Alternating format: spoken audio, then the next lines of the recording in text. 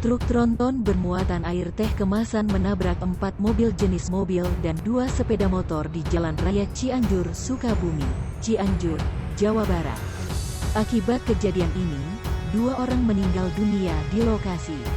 Dari video amatir milik warga, terlihat truk bermuatan air kemasan tersebut dalam posisi terguling dan menutup jalur dari arah Sukabumi menuju Cianjur dan sebaliknya di Kampung Pajagan, Cianjur, Jawa Barat.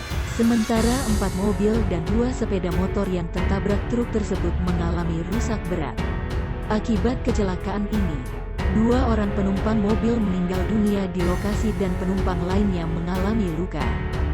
Dari hasil olah TKP sementara, diduga kecelakaan akibat truk mengalami remblong sehingga sopir tidak bisa mengendalikan laju truk.